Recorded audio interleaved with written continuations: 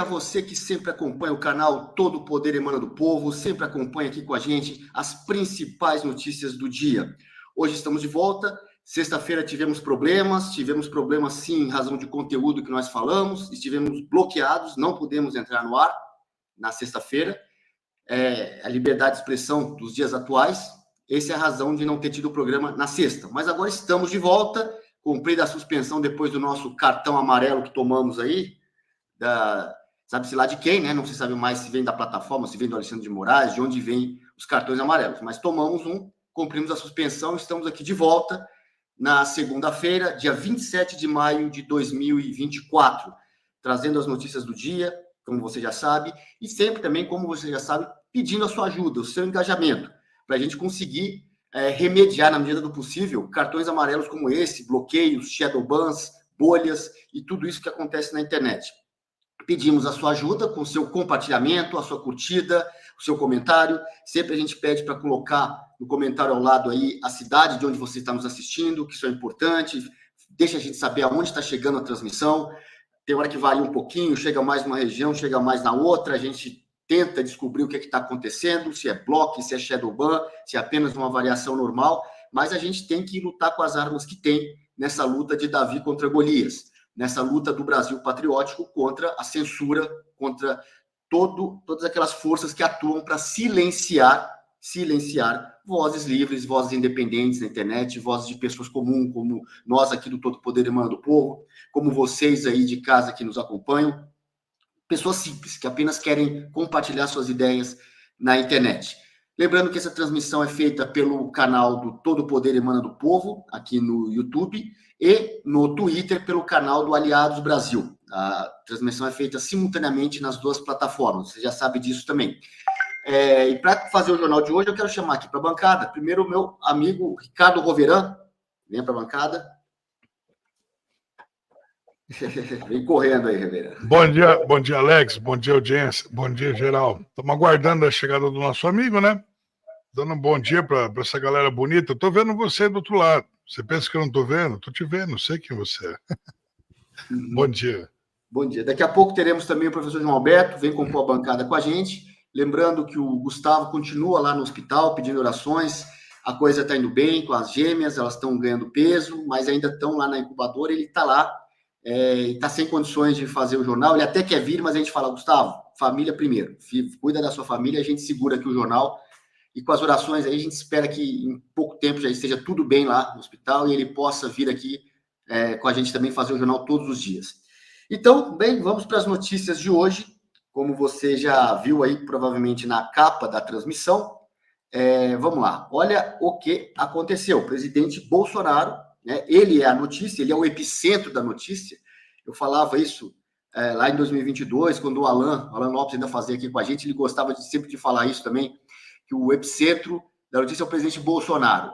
Quando ele vai à notícia, quando o que mais dá audiência hoje, seja na internet, seja na mídia tradicional, é o presidente Bolsonaro, é falar bem dele, a coisa que mais dá audiência. A segunda coisa que mais dá audiência é falar mal do presidente Bolsonaro, é a segunda coisa.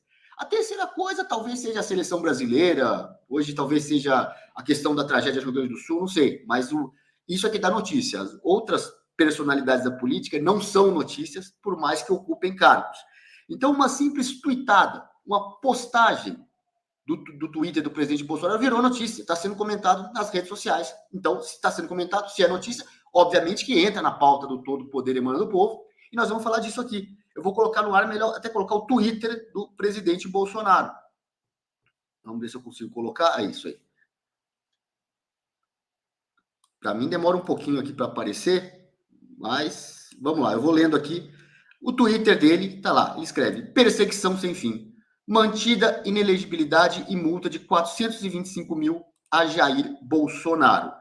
E na capa aí, na imagem que o presidente Bolsonaro escolheu para publicar no Twitter dele, que chama X atualmente, né, X, tá lá. Quem conhece esse cidadão aí, o missão dada, missão cumprida? Esse aí que não deixaram de divulgar, né, que o filho dele estava lá no exterior gastando fortunas no cartão de crédito. Veio, não posso falar muito aqui, né, já tomamos um bloco na sexta-feira, então, mas não podia falar isso, não podia falar o que o filho dele estava fazendo no exterior. Teve gente aí que tomou bloco, tomou decisão judicial mandando tirar porque era desinformação, ou segundo a jurisprudência da ministra Carmen Lúcia, a desordem informacional. Você não pode falar a verdade, porque falar que o filho do ministro faz no exterior é desordem informacional. Não é mentira, não é fake news, é desordem informacional. Aí você não pode falar. E aí vem a notícia aqui do Poder 360, né, que ex-presidente Bolsonaro se manifesta depois de o ministro do STF negar um recurso que pedia para que a ação que resultou sua inegibilidade fosse analisada na corte. Quer dizer, o presidente Bolsonaro está pedindo, é só assim, que o processo vá para o plenário, tá? Não, que não seja decidido monocraticamente por um só ministro. Mas o ministro do TSE, né, presidente do TSE, que é atual ministro do STF, não é esse da foto. Adivinhe qual ministro que negou? Adivinha, Rovena, você sabe qual ministro que negou o recurso do ex-presidente Bolsonaro? Chuta. Não me fala que foi o Xandão, não, hein? O ex-presidente Jair Bolsonaro se pronunciou nesse domingo sobre a decisão de Alexandre de Moraes, presidente do TSE, ainda presidente do TSE, Tribunal Superior Eleitoral, e ministro do STF. Decisão de negar um recurso em que pedia para que sua ineligibilidade fosse analisada pelo STF, pelo plenário da Corte. Em seu perfil no X, afirmou se tratar de uma perseguição sem fim. E ainda lembrou da multa que ele já tomou, né? Olha só, o caso é o seguinte: o TSE condenou o ex-presidente por abuso de poder político e mau uso dos meios de comunicação em julho de 23, o que o tornou inelegível até 2030. Em outubro do mesmo ano, o tribunal aprovou uma segunda ineligibilidade a Jair Bolsonaro e a seu vice, Braga Neto. Nessa segunda decisão, além da ineligibilidade, também foi estipulada a multa de R$ 425,6 mil, né? O ex-chefe do Executivo entrou com recurso sobre a decisão, mas teve um pedido negado por Alexandre de Moraes. Bom, vamos lá, Roberto. É todo dia esse tipo de coisa, mas é o que a gente está acostumado a ver aqui no Brasil, né? Bom, pode tirar essa imagem do ar, não sei tirar aqui. Remover do palco, tá aqui, consegui. A gente vai aprendendo aos pouquinhos. Roveran, todo dia esse tipo de coisa. Quero dar, antes de passar a palavra para o Roveran, dar bom dia ao professor João Alberto, que conseguiu a conexão, acabou de entrar, professor. Bom dia, professor. Bom dia a todos. Não sei se a conexão está muito boa. Tá, o som está chegando. Por enquanto, estamos conseguindo aqui. Esperamos não cair, nem tomar mais cartões amarelos, ficar bloqueados. E pior que a gente não sabe ainda exatamente o que foi falado aqui para a gente tomar o bloco. Mas vamos que vamos. A notícia agora, a capa de hoje é do presidente Bolsonaro recorrendo ao STF pedindo para um recurso ser analisado em plenário e o juiz Alexandre de Moraes, ministro Alexandre de Moraes, negando monocraticamente. Bom dia. Pessoal, bom dia. Então vamos lá, né? A gente tem aqui um caso múltiplo, né? Muito interessante, porque o presidente Bolsonaro ele ficou inelegível porque ele fez uma reunião com embaixadores na qual, olha a palavra que eles usaram, ele teria falado mal das urnas eletrônicas, as quais são incriticáveis, né? É o aparelho que atingiu a perfeição divina, não pode ser criticado, não há evolução possível para esse aparelho, né? Devemos dar graças a Deus e criar, inclusive, um culto em torno desse aparelho tão perfeito, né? Já que a humanidade chegou no limite do desenvolvimento tecnológico na urna eletrônica. Né? Meus parabéns aí aos gênios indomáveis que fizeram essa evolução pro mundo, né? Agora, quando chegarem, o pessoal vem vindo muito. Eu fui esse final de semana assistir o Sérgio Sacani aqui no Teatro Gazeta. O Sacani, acho que ele devia ter incluído na palestra dele. Se ele estiver assistindo aí depois, é uma boa ele incluir na palestra dele as urnas eletrônicas, porque agora, né? Eles estavam falando lá se existia vida fora da Terra ou não. Se existir e eles vierem para a Terra, é para estudar as urnas eletrônicas, porque essa tecnologia é perfeita, não há nenhuma dúvida de que ela não pode ser criticada. Agora, para além das caixinhas mágicas incriticáveis, nós temos aqui uma questão de óbvia perseguição política, né? Não dá para... Veja bem, o canal aqui Fizemos alguma coisa demais? Não. Né? Fizemos alguma coisa semelhante ao que a Mind8, ao que o Choquei, ao que essa turma toda fez? Não. Fizemos apenas comentários equilibrados, ponderados, acerca de temas políticos que são cotidianos, né? E ganhamos um carimbão de fica 3 dias fora do ar aí, porque procura aí no meio desse monte de desculpas uma que sirva para você, né? Não é apenas com o presidente Bolsonaro. E você repare o medo. Eu quero que você veja o medo que eles têm do nome do presidente. Por quê? Porque onde ele vai, lota de gente, né? Quanto mais bate, mais ele cresce. Aquela massa com fermento, né? O Bolsonaro. Quanto mais batem, mais ele cresce. E eles não conseguem segurar isso. Quer dizer, você imagina uma Globo que agora está sem audiência e sem entender também, porque eles dizem, olha, a gente está aqui surfando, essa nova geração está surfando, obviamente, no nome que foi construído pela família Marinho desde a década de 60, e nós não conseguimos tirar esse sujeito do pleito.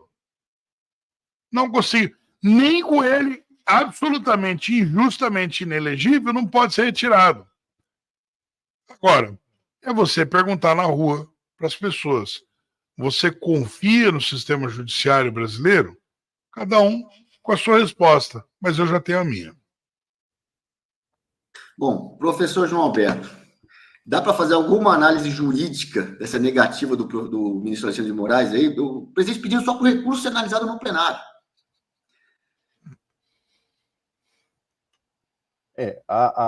Vocês estão me ouvindo bem? Está bem a conexão? Está com delay só. Nós estamos percebendo. Não, tá com delay. Quando nós estamos falando aqui, demora 2 segundos a mais para chegar, mas com delay é problema de conexão, mas dá para a gente tocar bem o jornal hoje aqui. Vai lá, João. Tranquilo. Então, assim, o que nós estamos enxergando, na verdade, e que as pessoas precisam entender, e eu sou um pouco recalcitrante em repetir isso, porque, veja só, como diz a Constituição Federal, no artigo 1º, parágrafo único, todo poder emana do povo, que o exerce diretamente ou por intermédio de representantes eleitos. As pessoas precisam entender que o judiciário não representa o povo. O judiciário, ele só entra em cena quando há uma pretensão resistida. Se eu quero uma coisa e meu vizinho, meu parente ou alguém com quem eu estou em litígio não quer, eu não posso fazer a justiça por mim mesmo. O Estado é que faz isso. Então, eu peço ao Estado que diga qual é a vontade da lei para o caso concreto. E o STF, ele tem atuação extremamente reduzida. Ele só deve atuar quando há dúvida sobre a aplicação da Constituição Federal. E por que a gente faz esse retrospecto todo? Porque se o STF já tem uma atuação reduzida, imagine o Tribunal Superior Eleitoral, que só efetivamente atua ou age de 2 em 2 anos, enfim. Então, o que nós estamos identificando é que o judiciário ele virou um grande palanque e ele tem lado. Porque quando um ministro diz vencemos o bolsonarismo, ele minimamente está dizendo que quase 50% da população brasileira, segundo ele, foi vencida por uma corte sustentada, financiada, paga por essas pessoas. E o Poder Judiciário, ele não tem, totalmente impessoal. Ele nem deve ser de um lado nem do outro. Por isso que a Justiça tem uma fenda no rosto, uma venda, que é exatamente para não ver a quem está exercendo a Justiça. Então, estamos longe dos princípios, né? Está faltando, no nosso país, sobra lei e falta princípio, falta envergadura moral. Esse pedido de análise é porque o prazo para ser analisado já passou. O prazo para análise do recurso já findou já. Então, lamentavelmente, é um grande palanque. E quem é o alvo disso aí? Todos aqueles que minimamente defendem Deus, pátria, família e liberdade. É isso, Alex.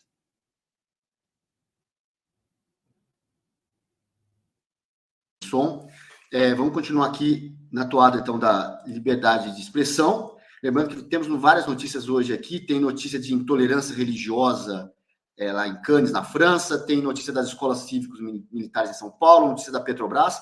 Mas agora vamos continuar nessa toada aqui da liberdade de expressão, né?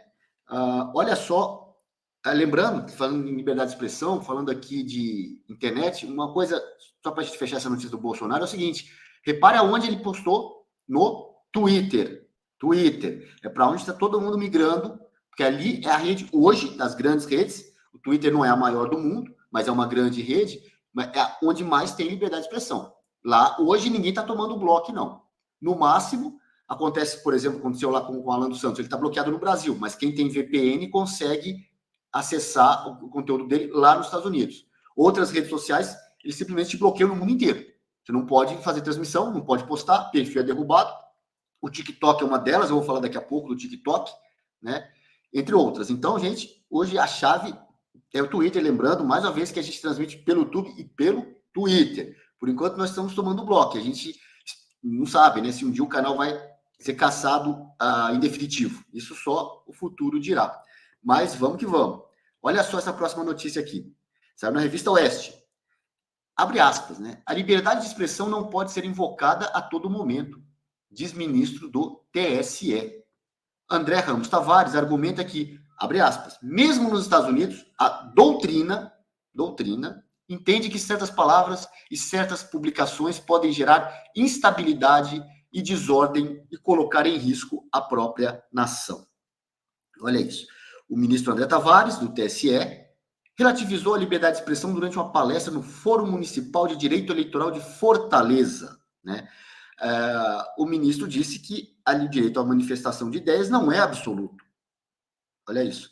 Segundo o jornal O Povo, Tavares afirmou também que o ordenamento jurídico brasileiro possui mecanismos eficazes para garantir a integridade das eleições. Veja bem, ele está falando de liberdade de expressão e já fazendo link com a eleição. Olha isso. Mas vamos lá. Vamos lá, o mesmo, abre aspas, o ministro dizendo, mesmo nos Estados Unidos, a doutrina entende que certas palavras e certas publicações podem gerar instabilidade e desordem ao colocar em risco a própria nação, disse o ministro. A liberdade de expressão não pode ser invocada a todo momento, né? Na contramão de Tavares, o Instituto dos Advogados de São Paulo, IASP, realizou, no 16 de maio, um evento para discussão sobre o livro Liberdade de Expressão e Direito à Informação. A sessão contou com presença do presidente do IASP, Renato Melo Silveira, e da ex-ministra do TSE, Eliana Calmon.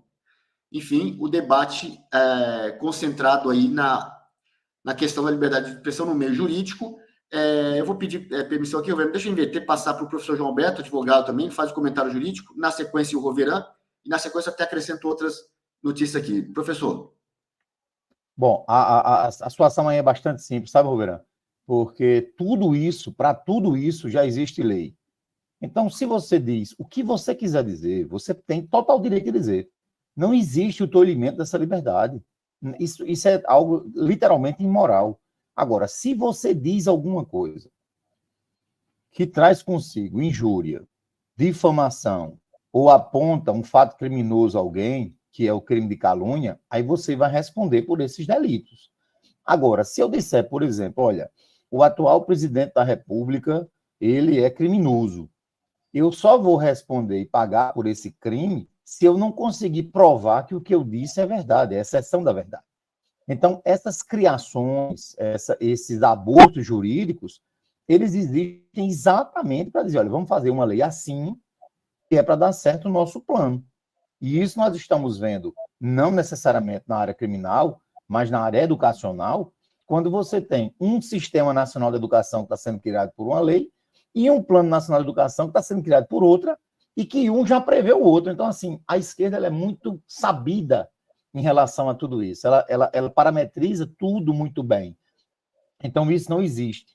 Isso nós estamos vivendo é uma inovação e estamos diante da pior ditadura existente, que é a do judiciário, segundo Rui Barbosa. Alex. Vamos lá, só um instantinho. Enfim, né? Tem essa notícia aí do que eles estão fazendo, por exemplo, o ministro dando essa declaração, e juntamente a isso, né? Deixa eu abrir aqui, só um instante. Ao mesmo tempo que o ministro fala isso, olha o que o Leandro Ruschel publicou, né? Hoje também no Twitter. Segundo matéria do Marcel Van Hatten, na Gazeta do Povo, o laboratório de internet da UFRJ, chamado NetLab, conta com recursos do governo federal advindos do Fundo de Defesa de Direitos Difusos, vinculado ao Ministério da Justiça, para promover perseguição a críticos do governo, certo? Em uma rápida verificação dos dados públicos do Orçamento Geral da União, verifica que dos 13 pesquisadores que assinam o estudo do NetLab, 8 são bolsistas bancados com recursos do Fundo de Defesa dos Direitos Difusos, vinculados ao Ministério da Justiça.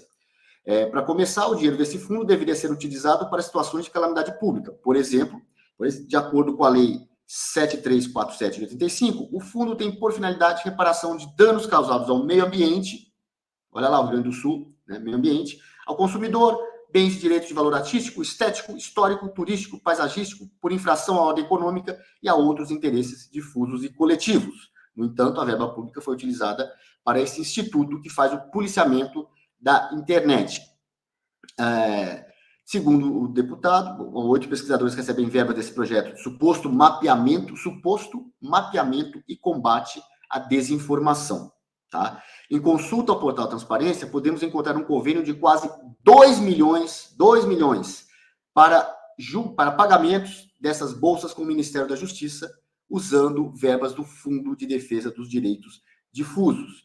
Há um convênio ainda maior, segundo o Núcleo de Jornalismo, de 42 milhões, usando a mesma fonte de recursos, para pesquisa e criação de um banco de dados públicos de desinformação, envolvendo todo o complexo de censura do Brasil. Ou seja, o governo federal está pagando para, entre aspas, pesquisadores produzirem, entre aspas, estudos que basicamente criminalizam seus críticos. Rovera, ministro dizendo que liberdade de expressão absoluta, governo financiando ONG para fazer policiamento e mapeamento de coisas a serem censuradas na internet. Onde é que nós vamos parar com tudo isso? A minha preocupação é essa palavra, parar, né? Porque já deveria ter sido parado, né? Na verdade, o ministro está mostrando uma perversidade muito grande nas palavras dele, porque quando ele diz a liberdade de expressão não pode ser invocada a todo momento, isso precisa entender qual é o contexto, né?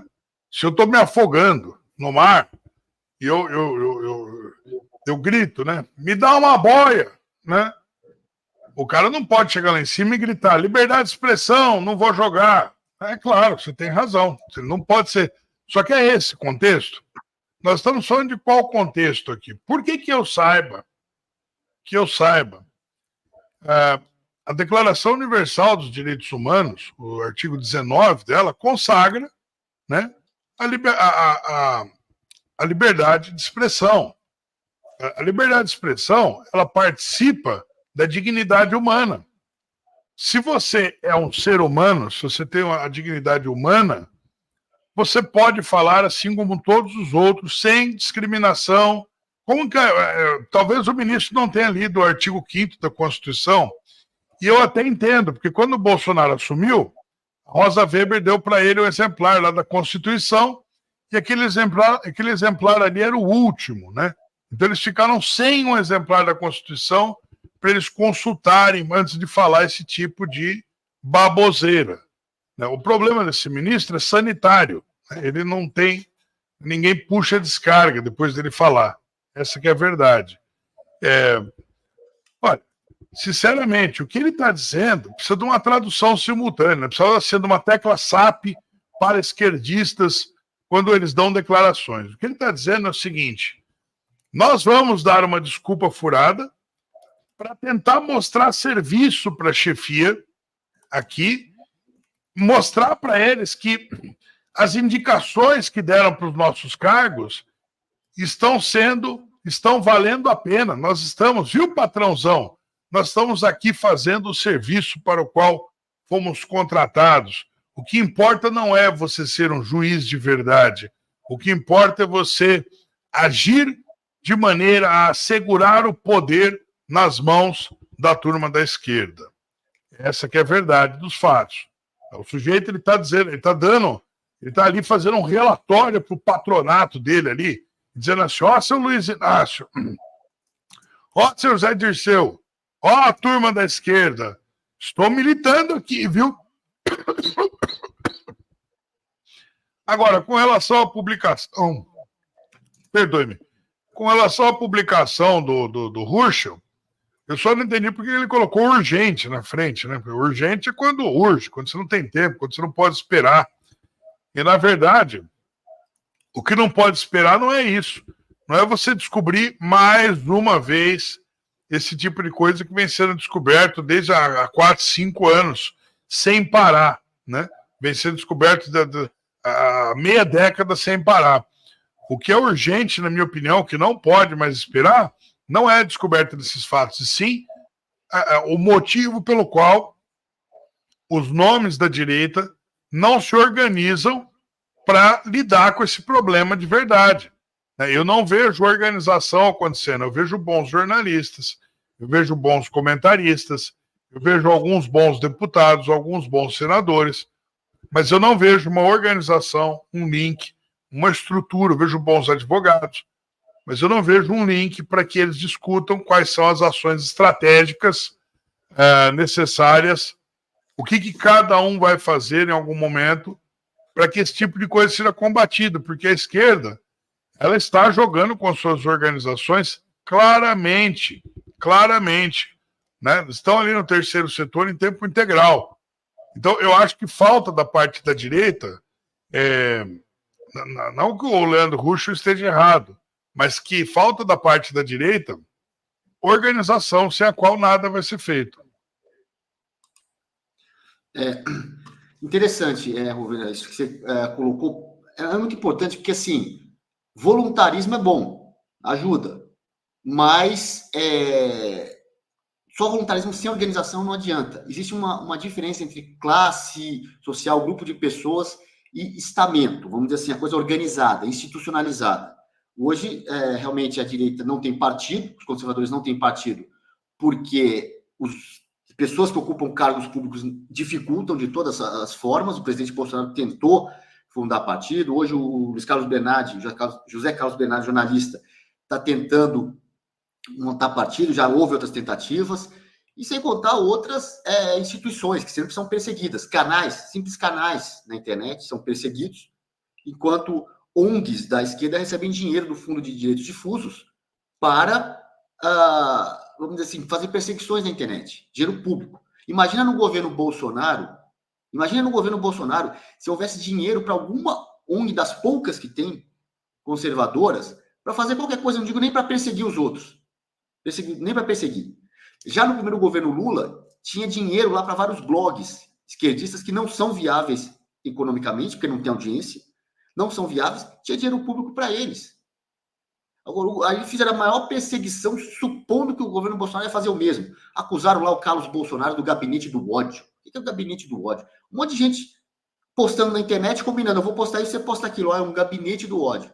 E olha o que estão fazendo hoje a primeira-dama Esbanja. Olha o gabinete dela, de ódio. Está sendo denunciado aí na internet. Agora, e não tinha dinheiro público, tá? Na época do governo Bolsonaro. Agora tem. Foi o deputado Marcel Van Hatten pegou aí. O que vai acontecer com isso? Provavelmente, vem a decisão judicial dizendo que não pode falar disso. Né? É o que a gente tem para hoje. E é interessante que o ministro do o ministro do TSE, quando ele fala assim, aquilo que a gente sempre bate na tecla aqui, não tem na lei nada dizendo da liberdade de expressão. Nos Estados Unidos tem a primeira emenda que garante a liberdade de expressão. Tá? Aí ele vem dizer, olha o que ele falou, que até nos Estados Unidos a doutrina jurídica está dizendo que certas palavras e expressões não podem ser faladas, blá, blá, blá, blá, blá, blá. O que é doutrina? Qualquer jurista, advogado, ou você mesmo, se você quiser, sem ter estudo, direito, você escreve um livro.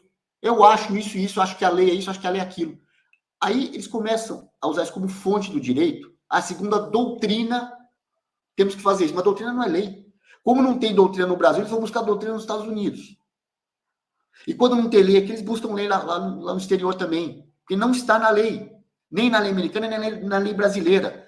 A lei brasileira garante a liberdade de expressão. Então ele vai colocar um idiota qualquer nos Estados Unidos, lá da universidade, escreveu, ele vai colocar aquilo acima da lei brasileira.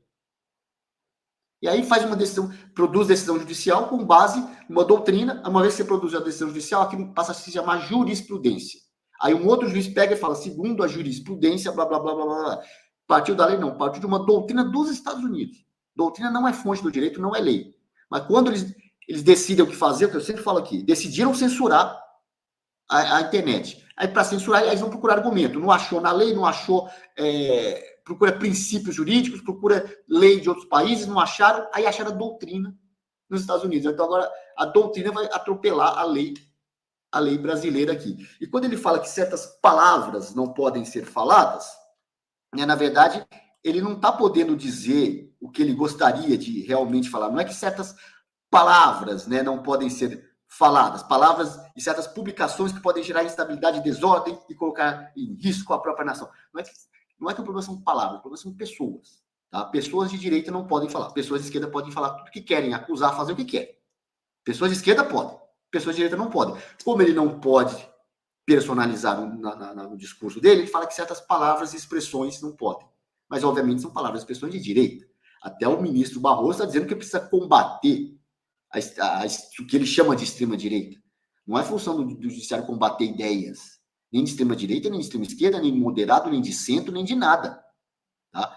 Eles estão querendo cercear o debate, porque sabem que ideias conservadoras, que eles dizem que é extrema-direita, mas que não é extrema-direita, destroem as ideias de esquerda.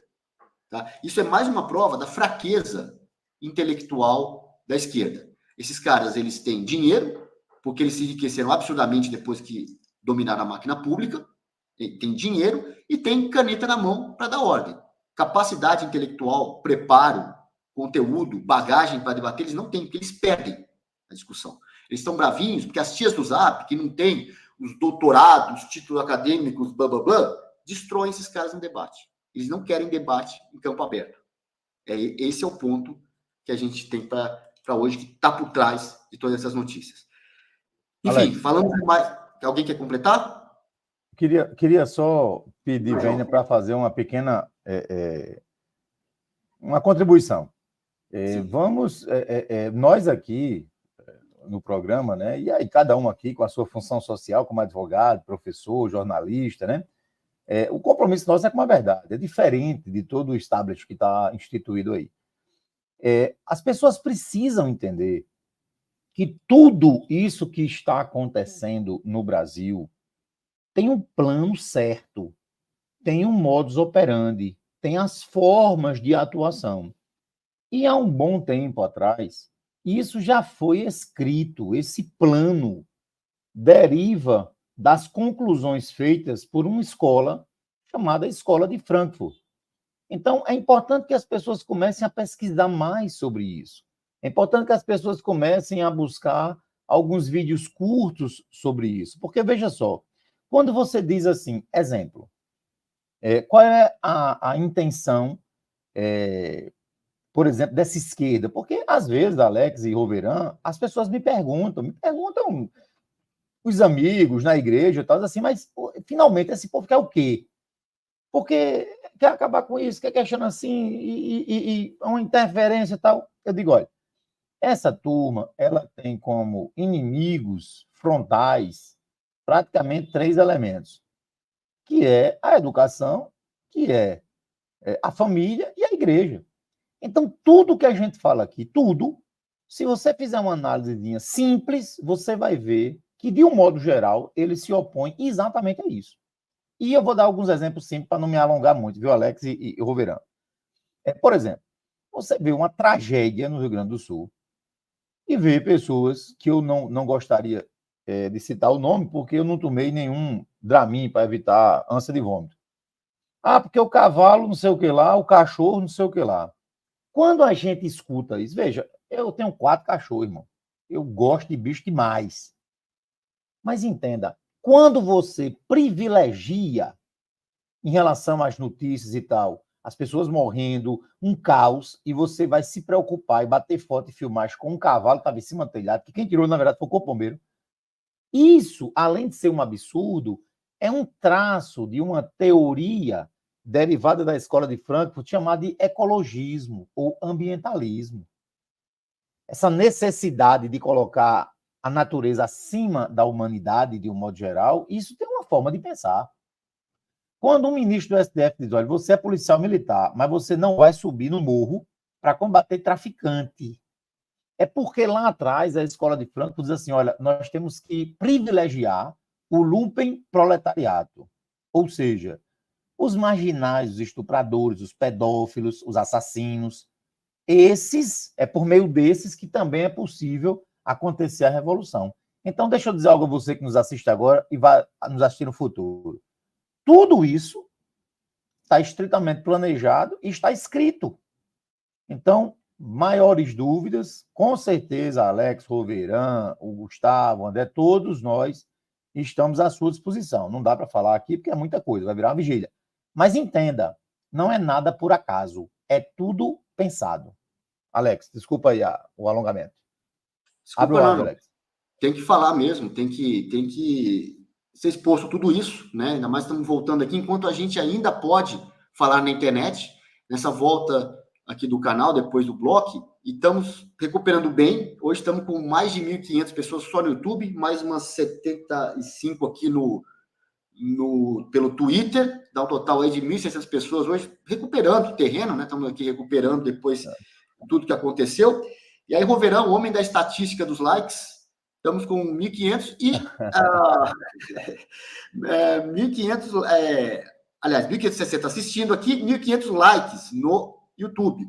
No Twitter está pior ainda, tem 70 pessoas, quase 100 pessoas aqui, só 4 likes. Qual que é a meta de like hoje, Roverão? Quantas pessoas estão ao vivo? 1.500 e alguma coisa aí, 1.500 likes. Não, tá altíssimo. Dá para bater 4.000 likes ao vivo hoje se o pessoal der o like sem parar. Pessoal, olha só o que você está fazendo no canal. Semana passada nós estávamos com menos do que essa audiência. Ela cresceu porque você deu o like, você que está do outro lado, você deu o like, né? Mostrou para a plataforma que nosso conteúdo é relevante. A plataforma falou, opa, o pessoal está gostando, vou distribuir mais esse conteúdo. Cada vez que você dá o seu like, você está ajudando a gente, você está ajudando o canal, você está ajudando todo o poder emana do povo. E a gente precisa disso, a gente precisa de você, né? Então é isso. Dá o seu like aí, compartilha com pelo menos uma pessoa que vem mesmo assistir o programa. Vamos ficar monitorando, viu, Alex? Vamos dar uma olhada como é que isso acontece durante a programação. E eu vou pedir para o pessoal que está controlando aí o YouTube, nosso host aí, né, o amigo que está controlando o YouTube, para ele abrir no chat ali uma enquete, né, acerca dessas declarações do ministro, né? Se isso causa surpresa para o pessoal do chat, se eles acham que colocar uma enquete ali no chat do YouTube, a gente vai ver essa enquete daqui 10 minutos. O Alex vai botar na tela aí para a gente. Fazendo um questionamento aí acerca dessas declarações aí desses ministros do Judiciário. Você acha que existe alguma saída nesse momento para o Judiciário, sim ou não? Isso aí, vamos tentar colocar a enquete no ar, né?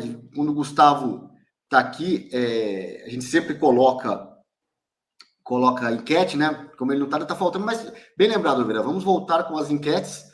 Aos poucos a gente vai recuperando tudo que precisa ser recuperado.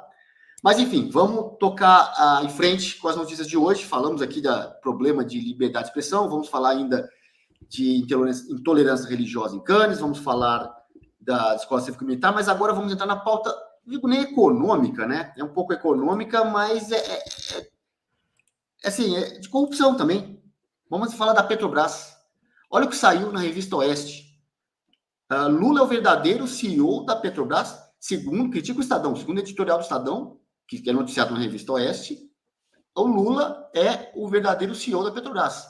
E veja bem o detalhe, o que está publicado na imprensa tradicional só é notícia porque a internet replicou, porque a revista Oeste replicou e aí conseguiu ganhar like, engajamento na internet. Uma notícia replicada pela revista Oeste, a gente sabe, é uma revista recente, da imprensa moderna, da imprensa pela internet, que quando sai alguma coisa de relevante na velha imprensa, vem parar na internet. Então, você assistindo a internet, você já fica sabendo de tudo que acontece, inclusive algo que eventualmente tem acontecido na imprensa tradicional. Mas vamos lá para o que a revista Oeste está informando aqui.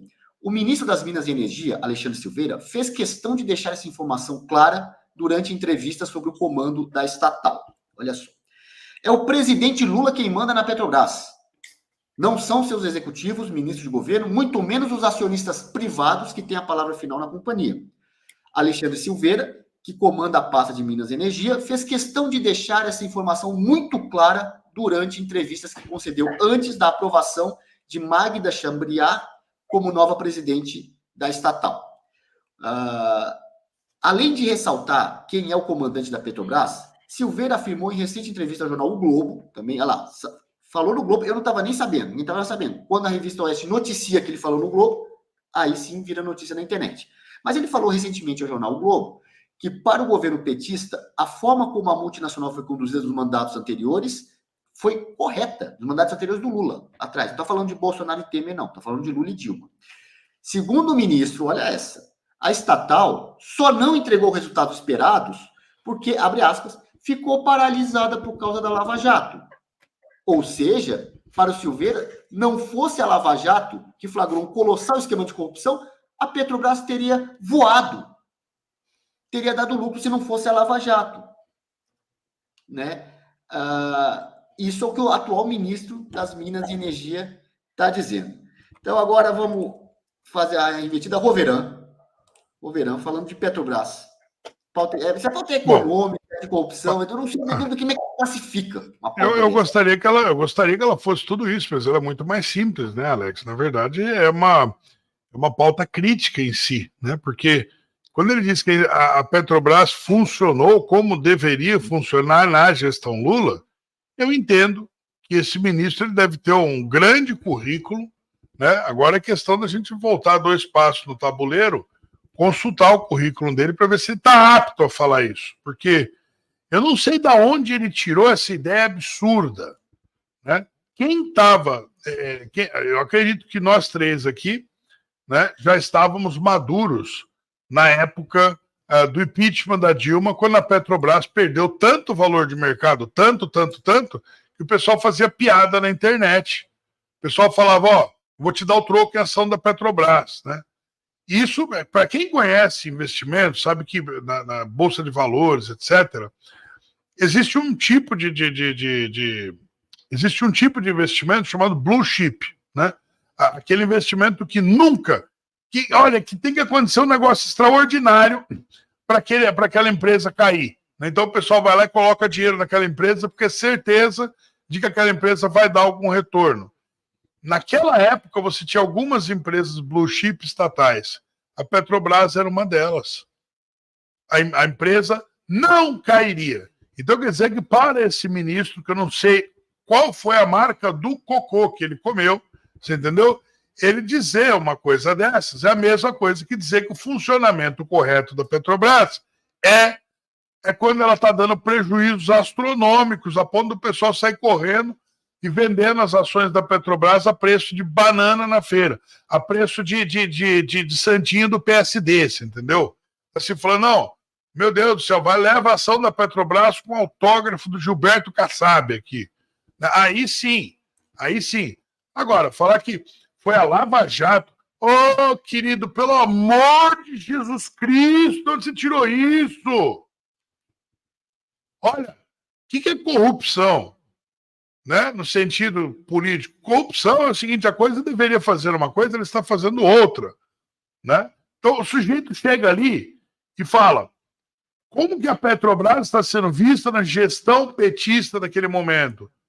Como um fundo do qual eles vão tirando dinheiro, eles vão tirando dinheiro para pagar os seus amigos. Por um acaso do destino, quando a Lava Jato bateu na porta do Paulo Roberto Costa, não sei quem lembra, que foi o início da Lava Jato, que tinha, acho que era 300 mil, né? Ou 3 milhões, eu não tenho certeza agora da cifra, escondido atrás de uma parede falsa na casa dele, que arrebentaram a parede com martelo. Quem lembra dessa cena? Então quer dizer que aquele dinheiro ali era para... aquilo ali era o funcionamento correto da Petrobras? Vamos lembrar que o Paulo Roberto Costa ele foi pego porque o Alberto Youssef do Lero, resolveu que ia pagar um carro para ele à vista com cheque nominal. Né? Aí o pessoal falou, opa, Que presentão é esse, querido, né? Alguém já pagou um carro para você à vista de presente, com cheque nominal? Quer dizer, um recibo, né? O bandido passou um recibo naquele momento ali do crime. Foi um vacilo terrível. Agora, isso na cabeça desse suposto ministro, né? Agora cabe o suposto, né? Eu acho que tem uma declaração dele que está correta. Depois dessa análise maravilhosa que ele fez, essa coisa incrível que ele falou, eu classifico gentilmente como verborragia. Mas aí cabe a cada um também tirar sua própria conclusão. Uma coisa certa ele disse, ele demonstrou que é quase um idiota completo, né? Ele precisa de um pouco mais de idiotice para ser completo, e que, sim, na verdade, quem está no comando da coisa é o Lula. Né? Porque para ele dizer isso é porque ele é um absoluto incompetente, é simples assim. Né? O ministro das Minas e Energia. Estou falando errado, Alex? É o ministro das Minas e Energia mesmo? Acho que o Alex caiu, né? Alex? Opa, consegui recuperar. Deu travou aqui, mas estou aqui. Estão me ouvindo? Eu estou falando corretamente. É de fato o ministro das Minas e Energia que falou essa maluquice? Sim, então, sim. Aí nisso ele demonstra que ele está correto numa coisa. Ele não tem a mínima competência para estar exercendo o cargo depois dessa declaração e que ele é só um poste do Lula ali, né? Quem está mandando a Petrobras, de fato, o Lula. Porque se ele pensa da Petrobras, eu não quero nem ouvir o que ele pensa das outras estatais que estão nas mãos das Minas de Energia, né? Com certeza. Se a Petrobras está assim, imagina as outras. O Brasil ainda tem aproximadamente 140 empresas estatais, mesmo com as privatizações feitas no passado. Elas pararam. Vou até fazer uma provocação para o professor. Professor, você imagina a Codevasf, né? A turma que está aí no Nordeste precisando de água. É verdade. Professor Gilberto, comente as estatais aí. Olha, eu acho que esse ministro é do time de Lula. Ele é formado em ciências ocultas e letras apagadas. Eu acho que se disserem a ele que de manhã ele vai comer cuscuz com ovo, de tarde ovo com cuscuz e de noite os dois misturados, ele vai ter certeza que são 3 pratos diferentes.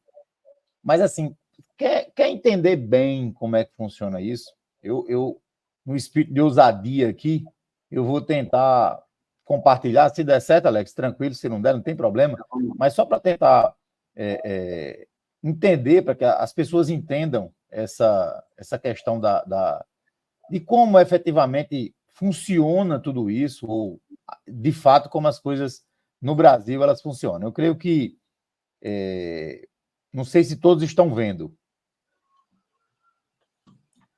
Tá enxergando a tela aí, Alex e Roverã? Pessoal, diga no chat, eu não estou vendo não, mano. A não ser que o pessoal na transmissão consiga ver. Esses problemas tecnológicos aqui são complicados, mas...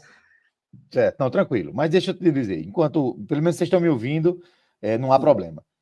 Há uma estrutura de controle e que é gigantesca que nesse... Vocês estão me ouvindo, não há problema. Não está sendo compartilhado não, mas eu vou tentar compartilhar aqui. Então, o que acontece? Essa estrutura é muito bem montada, não é? É muito bem estruturada, é muito bem arquitetada. E isso se reporta a quê? Você tem um ministro que vai contar uma mentira, uma inverdade, e aí a gente que escuta isso fere os ouvidos, porque é algo assim totalmente escabroso, é coisa de gente boba mesmo, né? Mas é claro que a gente analisando deles, não, a Petrobras ela vai funcionar, só não funcionou bem por conta da Lava Jato. Isso é algo assim, não tem como, né? Não tem como você entender isso.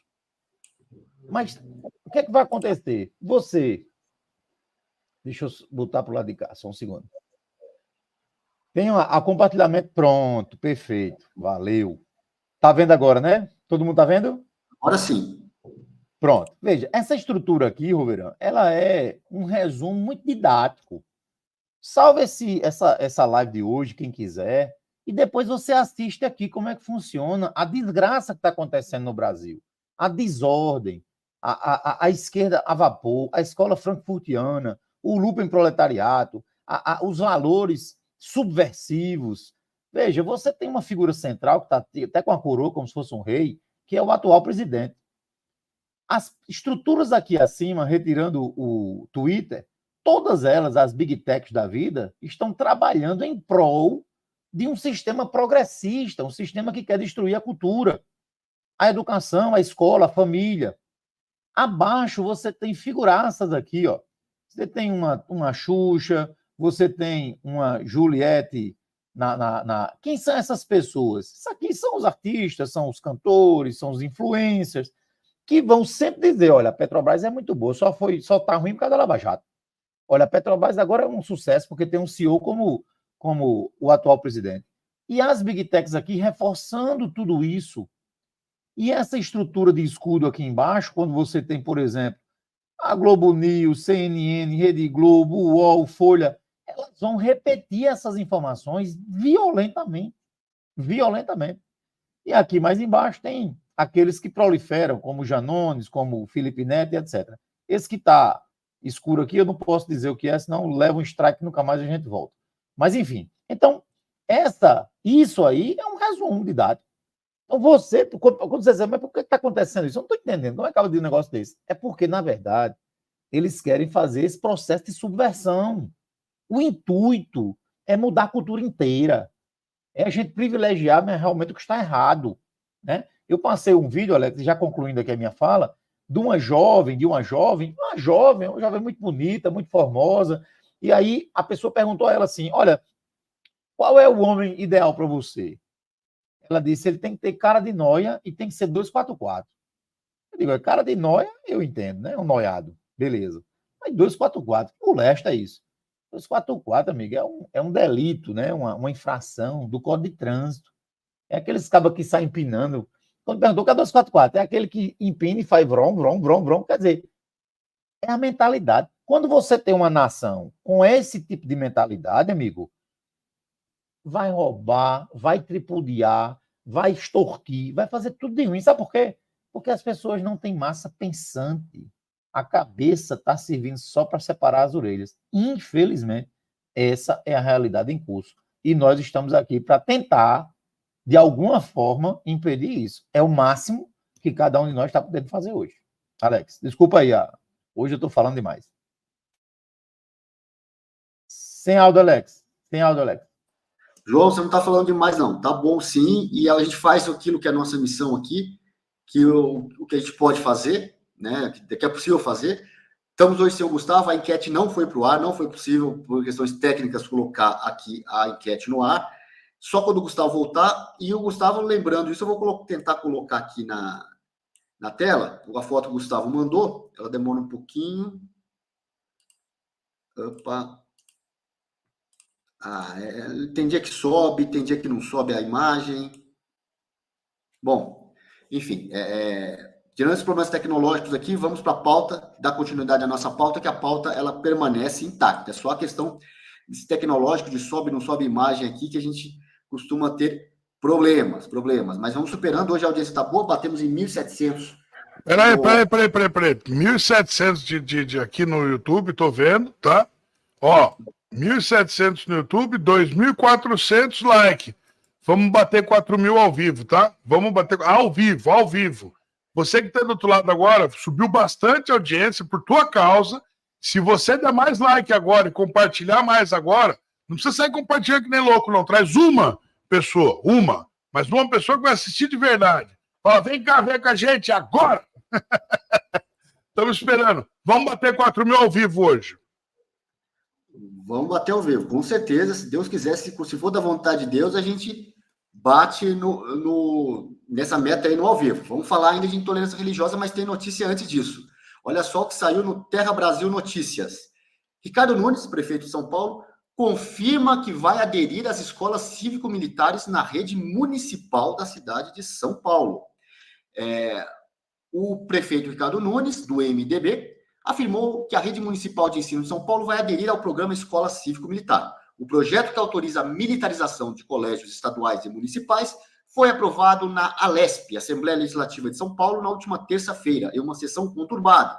Nós mostramos aqui a manifestação democrática dos que eram contra a escola cívico-militar. Foram lá, invadir o plenário, quebra-quebra, a polícia teve que agir para preservar a ordem dentro do plenário. Essa é a forma de manifestação daquele pessoal. Mas as escolas cívico-militares foram aprovadas, né? Em entrevista neste domingo ao Metrópolis, Nunes afirmou que ainda não sabe quantas escolas serão militarizadas na cidade. No entanto, o governador Tarcísio de Freitas já declarou que pretende implementar a mudança em até 100 colégios, né?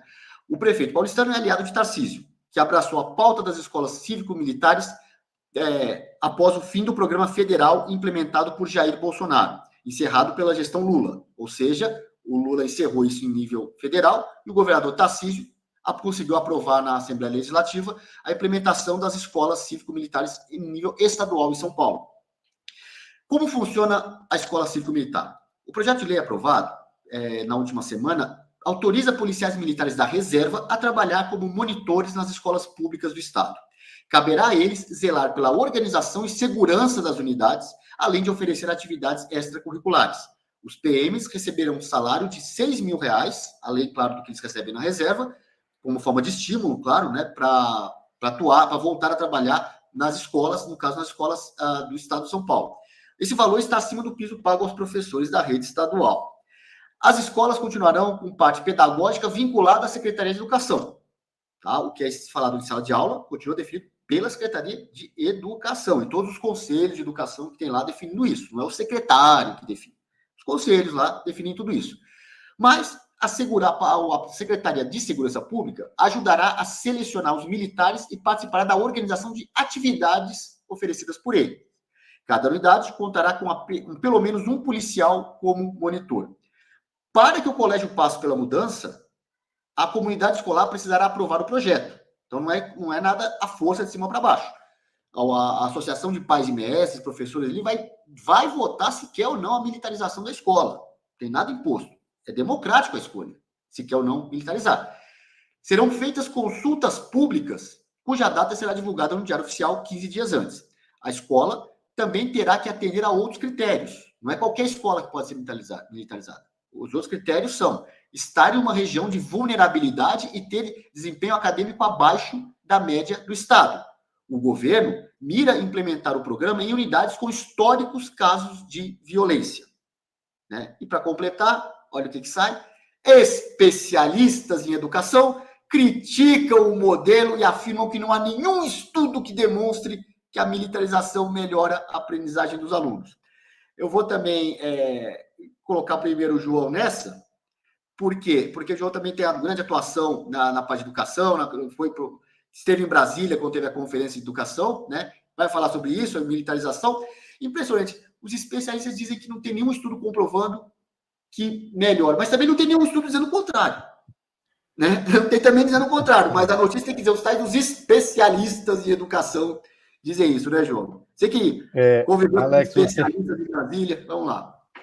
Você tá muito difícil, Roverando, de falar pouco hoje, viu? Porque Alex tá falando de educação, cara. Eu que sou professor antes de qualquer outra função na minha vida, comecei a dar aula com 19 anos, com licença precária expedida pela Inspetoria Técnica do Estado da Paraíba. Deixa eu lhe dizer. Então, peraí, João, é a verdade.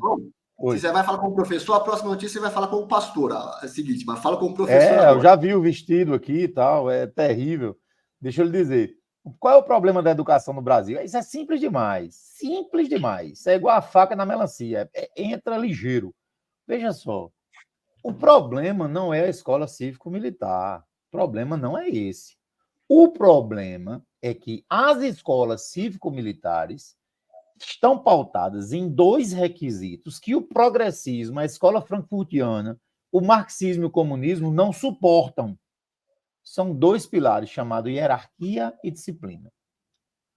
Quando se fala em hierarquia e disciplina, você está umbilicalmente vinculado à cultura cristã. A cultura cristã, ela diz o seguinte, olha, homens e mulheres são iguais.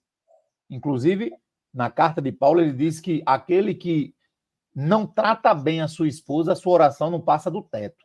Só para você ter uma ideia de como há uma similitude, como há uma perfeição entre essa união.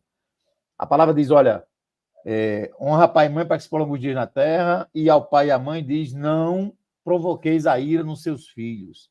Quem fala sobre família, que é uma microestrutura estatal, é a Bíblia, é o cristianismo. Não estou pregando placa de igreja, estou falando de cosmovisão cristã. Você é católico, você é evangélico, amém, meu irmão. Estou falando da Bíblia, como referencial teórico. Tem gente que é tão estúpida que pega a pedagogia do oprimido de Paulo Freire e toma como referencial. Eu prefiro a Bíblia. Mas veja só, o grande problema da escola cívico-militar é porque ela trabalha com organização, ela trabalha com a hierarquia, com a disciplina, com o respeito, com a autoridade do professor, obviamente respeitando as pessoas dentro da urbanidade. Você acha que em que lugar do mundo um progressismo vai concordar com isso? Se as pessoas não se respeitam, se as pessoas querem destruir a família, se as pessoas querem acabar com essas relações interpessoais, se as pessoas não querem mais ser pessoas, quer ser carro, cachorro, cavalo, planta, samambaia, palmeira, essa desorganização intelectual e subjetiva são atos luciferianos da escola de Frankfurt e da esquerda progressista, da sociedade fabiana, demoníaca, satânica. Então, a questão da escola cívico-militar é muito mais do que porque o militar, porque amigo, lá se respeita, lá você vai para estudar, lá ninguém vai lá para tentar fazer de você uma outra pessoa ou lhe desconstruir como pessoa, não. Então, esse é o grande problema da escola cívico-militar. É porque ela é uma oposição a esse progressismo. Aí, amigo, vale tudo. Inclusive, ir na Alesp, ficar lá digladiando, mas aí a polícia ostensiva, chamada Polícia Militar, prevista no artigo 144 da Constituição Federal, ela, que está sujeita à autoridade do governador e de ninguém mais, fez a preservação do espaço público, retirou os manifestantes que estavam atrapalhando. Agora, se para tirar teve que usar um escudo, dar uns empurrões, amigo, o convite foi feito. Agora, eles precisam atuar. Então, essa questão da escola cívico-militar é muito mais do que isso. E aqui um pequeno recorte, antes de passar para outra notícia, Alex e Roveran. Nós temos como patrono da educação um cidadão funesto, inclusive vizinho nosso aqui, que é o Paulo Freire. Paulo Freire nunca foi pedagogo, isso é uma mentira do mundo. Ele era bacharel em Direito. Não sei nem se foi advogado, era bacharel em Direito. E tudo que ele fez sempre foi mentira. A experiência de Angicos, mentira. Não alfabetizou ninguém, isso é tudo mentira. Mentira propagada por essa turma que eu coloquei aqui na tela anterior. Todo mundo repete, todo mundo acha que é verdade. No livro de Paulo Freire, no livro, se você disser, porque esse professor é doido, pegue o livro, meu filho. O livro que está lá escrito. Ele faz uma série de elogios a Che Guevara. Quer dizer, é uma loucura. Ele chega a dizer que a primeira estrutura opressora é a família. Que o filho é oprimido pelo pai. E o pai oprime o filho. Então, é alguém que se opõe contra o quê? A família, a autoridade, a disciplina. Está tudo ligado, amigo. Por isso que ele é o patrono da educação brasileira. Por quê? Porque se eu pego uma criança lá... Alex, essa proposta do PNE e do SNE, viu, Roberto? É para que as crianças comecem a estudar, que o Estado comece a captar as crianças a partir de 0 ano de idade, viu? 0 ano, o Estado já vai se apropriar. Então, é claro que um patrono desse vai desencadear o quê na sociedade? Enfermidades psicológicas. Então, esse é o cara que é o patrono da educação brasileira. É aquele que se opõe à família e à disciplina entre pai, mãe e filhos. Ou seja, aquela turma que hoje tem tudo, só não tem um não da autoridade paterna e materna. Desculpa aí que eu falei demais, mas vamos embora. Não, tá certo. Pode falar demais, que você sempre acrescenta coisa interessante aqui ao nosso programa, nossa transmissão, né? E eu vou passar, então, a palavra para o Roveran para comentar esse tema, que eu não consegui de novo colocar a imagem no ar aqui. Vê o que o Bileide falou aí, Alex e Roveran. Vê o que o Bileide falou aí. Não sei se ela disse aqui no chat, eu sou do Rio Grande do Norte, conheço Angicos, que é do meu estado, e é isso mesmo, foi uma grande mentira. O bom é isso. O bom é isso. Ô, Vera, temos aí Paulo Freire, temos escola cívico-militar, questão de segurança, questão educacional, muita coisa aí. O que você tem para comentar? Bom, vamos lá. Alguns pontos aqui me chamam muito a atenção, né? Você vê o desespero da esquerda a ponto de ir pro quebra-quebra, ir pro tudo ou nada. Eu não vi eles fazendo isso daqui em outro ponto nenhum. Você pode observar, se fala de todas as pautas do Estado, saúde, segurança, etc., você não vê a esquerda fazendo tanto escândalo quanto quando você mexe com a educação. E eles saem correndo para gritar, não, nós estamos a favor da educação. E aí você começa a questionar, então por que os piores índices? E eles vão recuando, né? Vamos dar uma olhadinha se o socioconstrutivismo está dando o resultado que você prometeu?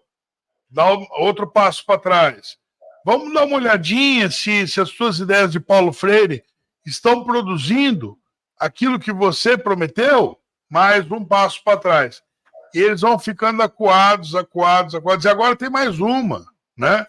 É óbvio que você não pode querer que, ao mesmo tempo, você doutrine e ensine. Ou você vai doutrinar ou você vai ensinar. Escola que doutrina não tem disciplina, né? Isso já é um ensinamento dos militares, que funcionou no passado, hoje não funciona mais, pelo menos para eles ali, dizendo que quando a política entra, quando a ideologia entra pela porta da frente, a disciplina sai pela porta de trás, né?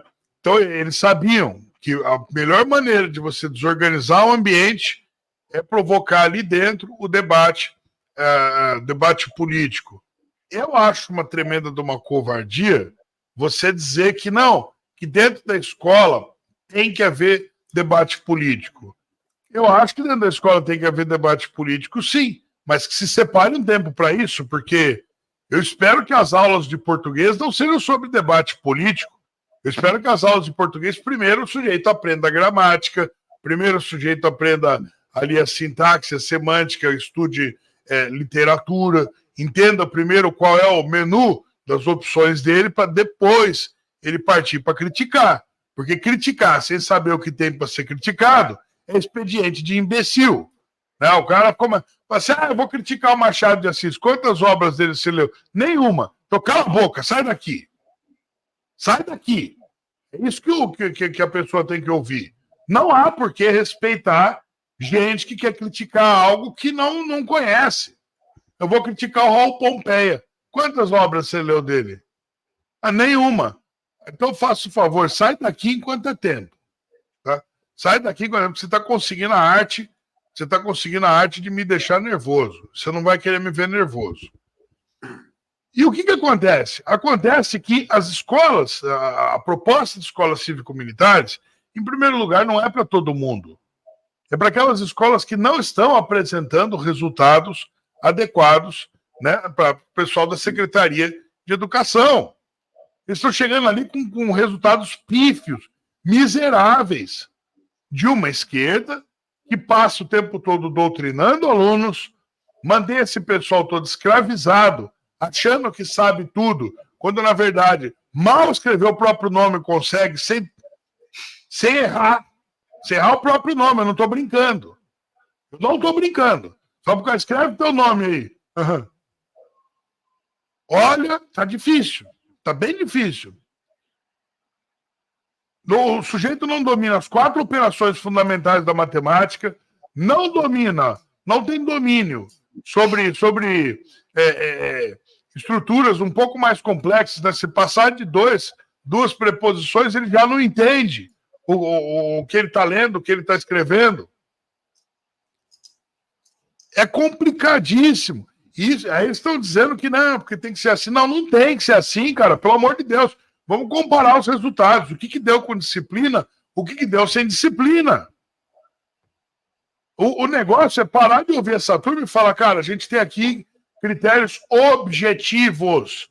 Temos aqui critérios objetivos, dados que são acessíveis para mim, para você, para o professor João Alberto, para o Alex Canuto, pro secretário de educação, pro prefeito, para todo mundo. Queremos saber quais são as objeções aos dados concretos. E nós não encontramos isso em momento nenhum.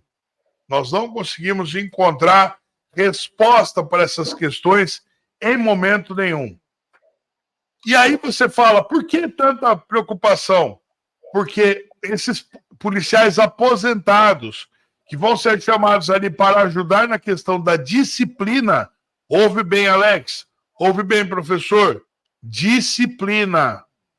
Eles vão ali para ajudar na questão da disciplina. Deixa eu traduzir. Para tirar o vendedor de mamonha da porta do colégio. É para acabar com aquela turma que vai lá para estragar o ensino.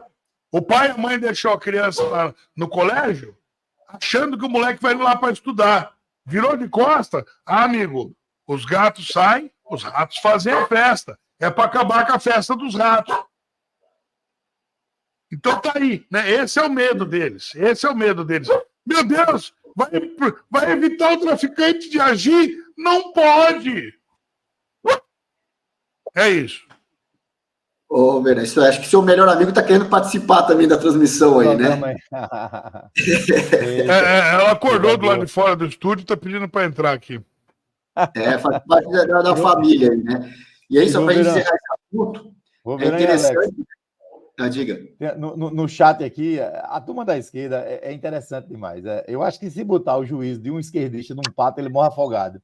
Porque a gente está aqui falando, e aí entra um enviado aí, uma besta fera, e fica falando mal de Bolsonaro e repetindo. Meu irmão, a gente aqui está falando do que a gente acredita, do que a gente acha que é correto. Aí você entra num chat de um programa, ao vivo, para ficar repetindo as mensagens diversas vezes. Sabe o que é que isso prova? É que você é tolo. Faça o seguinte, amigo, assista mais o Todo Poder Mano do Povo, que aí você acaba se convertendo e vindo do lado certo. Faça isso, que a sua família vai lhe agradecer. Deixe de ser infantil. Interessante que ele fala isso, ele dá engajamento para a live, né? Não sei se o fato de muitas mensagens repetidas o algoritmo pega, que é uma pessoa mandando mensagem. Mas ao comentar aqui, está ajudando o nosso engajamento. Muito obrigado aí, viu? E só para fechar esse assunto da questão das escolas cívico-militares, engraçado que assim, né? A primeira é que é democrático, nenhuma escola é obrigada, nenhuma comunidade é obrigada a aceitar, tá? Mas eles não querem democracia, A prioridade do governo Tarcísio nas escolas onde tem problemas de violência, de segurança, vai ter policial lá. Os pais, alunos, esses querem. Agora a esquerda não quer. Não quer polícia. Por quê?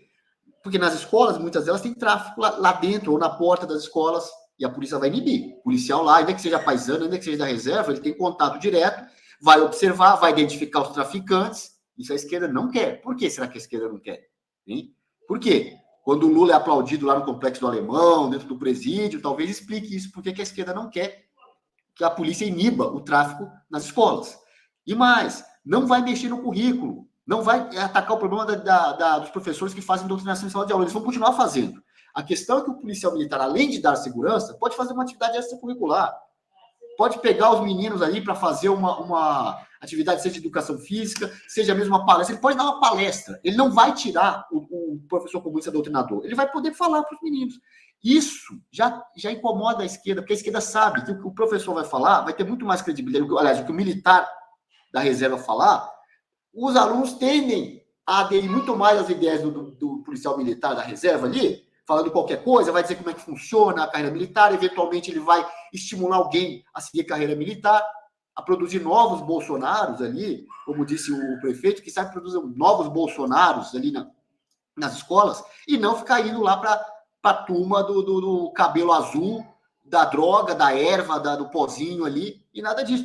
Ele vai continuar falando, tá? O professor esquecido vai continuar falando. Só que agora sim o aluno vai ter duas opções.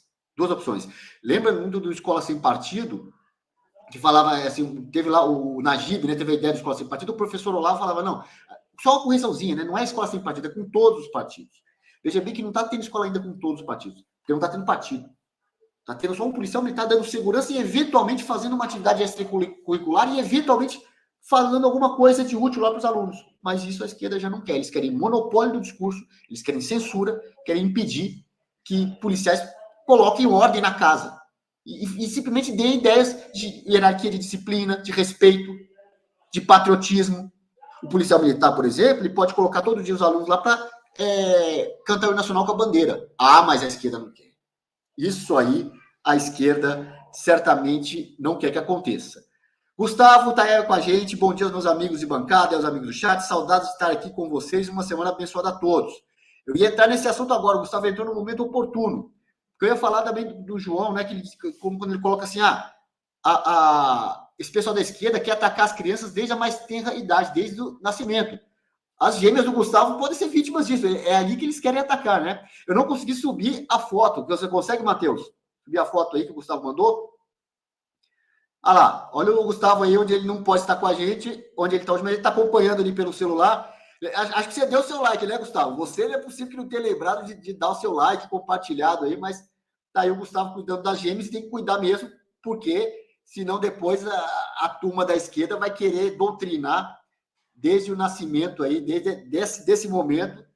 Todos nós hoje e temos que cuidar das nossas crianças, ou pelo menos impedir, né, que sejam levadas pelo mau caminho. Mas essa é a cena que temos aí para hoje. Valeu, Matheus. Vamos então para a última notícia, pauta de costumes.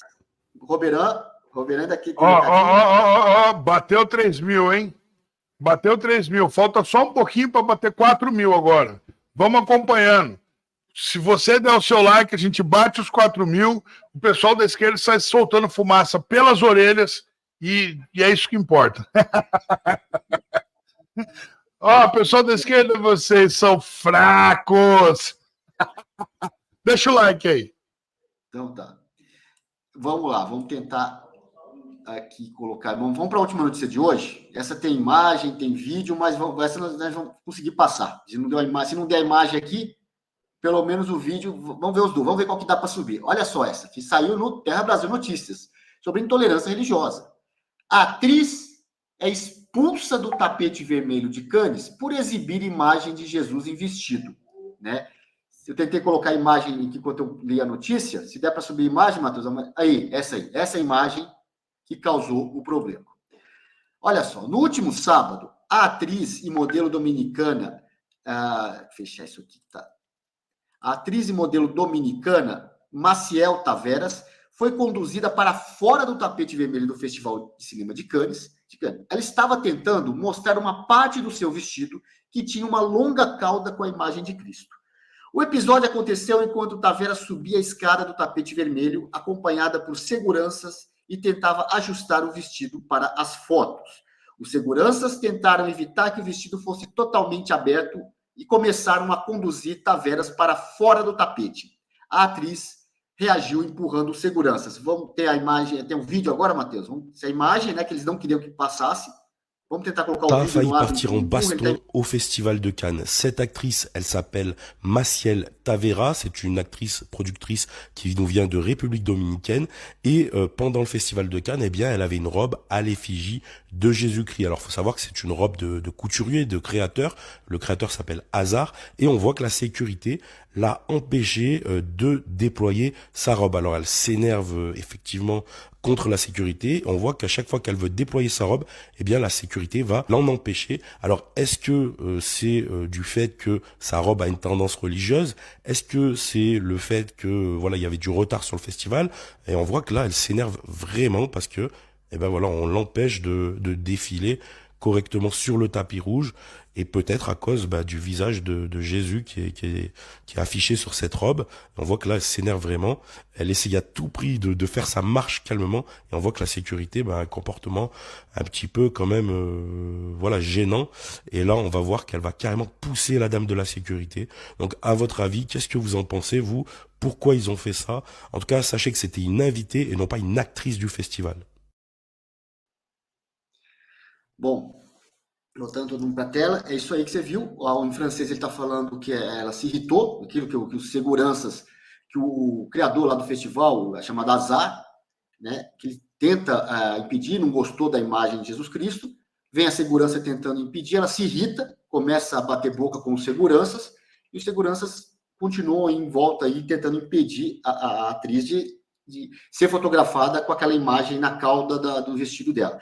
Lembrando que, recentemente, esquerdistas que defendem Lei Rouanet, Lei Aldir Blanc, blá, blá, blá, dinheiro para a cultura, dizendo que o Brasil voltou a ter cultura porque voltou a ter filme disputando lá no Festival de Cannes. E nos anos anteriores, aí, Temer e Bolsonaro, não teve. Então, eles acham que o Brasil ter filmes expostos neste Festival de Cannes, na França, é sintoma de que a cultura brasileira está prosperando, florescendo, tudo isso. O que cultura?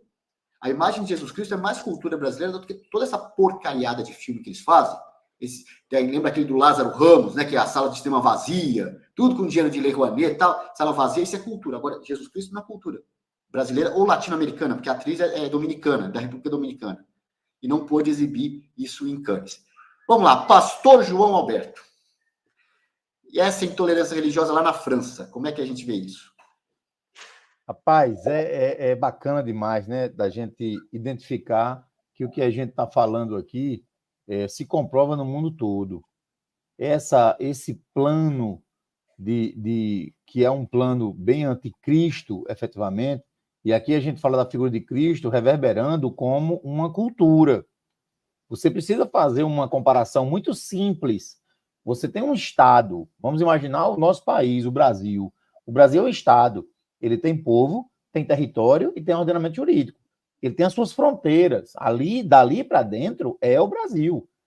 Tem a população que mora aqui, o povo que perfaz, né, o Brasil, que é o brasileiro nato, naturalizado, o estrangeiro que está aqui conosco, está lá no artigo 5º da Constituição. E você tem um ordenamento jurídico. Qual é o ordenamento jurídico? É aquilo que diz, olha, matar alguém, artigo 121 Código Penal, pena 12 a 30. Relação de consumo, Código de Defesa do Consumidor, e assim sucessivamente. Se você agora transferir isso para a família, aí você vai ter a mesma estrutura. Você tem uma casa, um espaço físico, um apartamento, enfim, um sítio. Você tem as pessoas que estão ali dentro, o esposo, a esposa, os filhos, etc., né? E o ordenamento, que não é jurídico, mas ele é o quê? Cultural. Então, no Brasil, mais de 90% das pessoas se autodeclaram como cristãos. Isso implica dizer que elas tomam como base o seu comportamento aquilo que a Bíblia diz que é o correto, o justo e o ético. Só que isso se opõe ao progressismo, que o progressismo é homem, mulher, todos, isso, é aquilo, não vou poder falar tantas palavras que eu não sei de onde veio o strike, pode ser que venha novamente. Então, ele quer desconstruir essa família, ele quer fazer com que o homem agora seja um gato ou um cavalo, então ele diz que a autoridade, né, familiar é opressora, através de Paulo Freire. Então, é claro que isso é no mundo todo. Então, o que se observa é que todo esse movimento esquerdista, progressista, comunista, ele é anticristão, ou são anticristos. Você observa que no show daquela Madonna, no show não, naquele prostíbulo, naquele lupanar, protagonizado por Madonna, você tinha a foto de Che Guevara, amigo. Che Guevara matou muita gente, inclusive gays. Não teve problema nenhum, todo mundo bateu palma. A turma LGBT que estava lá estava batendo palma, ou seja, o mosquito batendo palma para o inseticida. Vai entender essa lógica da esquerda. Então, o que acontece? Por que a imagem de Cristo tensiona tanto? Porque não é a imagem dele, é o que ele representa. Ele representa o quê? Ele representa a família, a hierarquia, a disciplina, a convivência.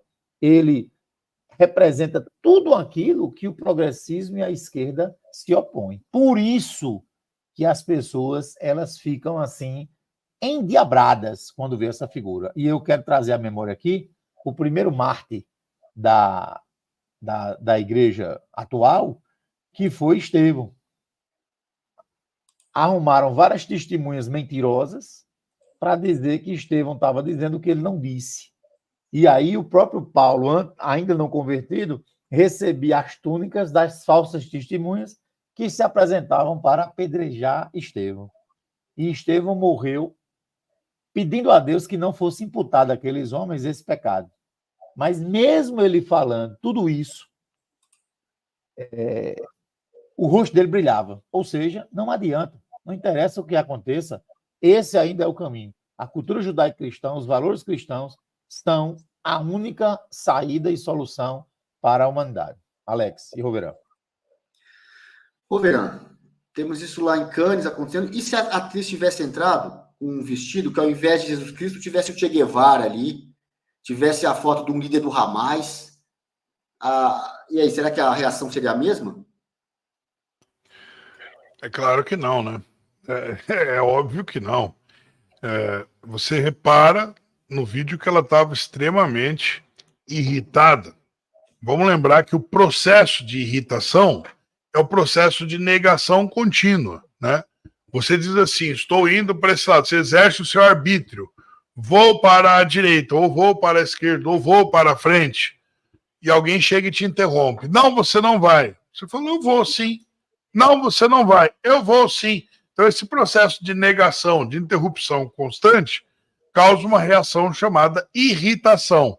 Para ela estar tão irritada, quer dizer, você repara que ela estava com o vestido ali, que ela preparou para a ocasião, e aquela turma que a gente chama de esquerda beautiful people, que é uma mistura de satanismo com um sorriso publicitário.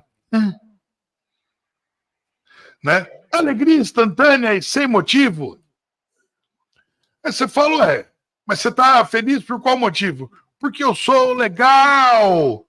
Cara, você não é. Vamos falar real aqui.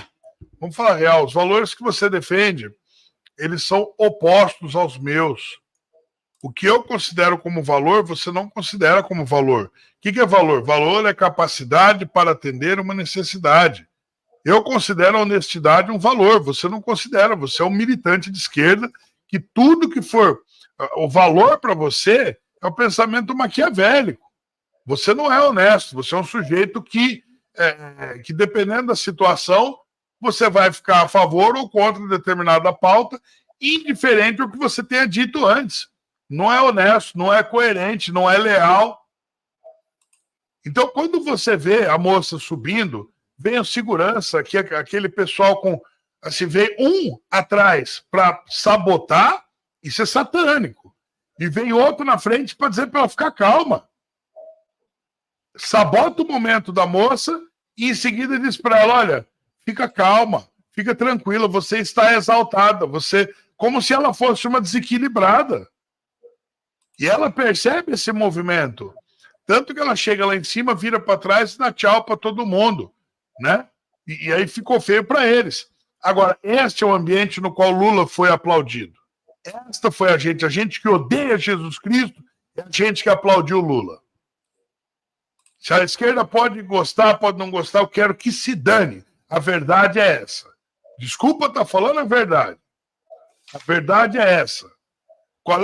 A gente comentou aqui, ser aplaudido em Cannes é fácil.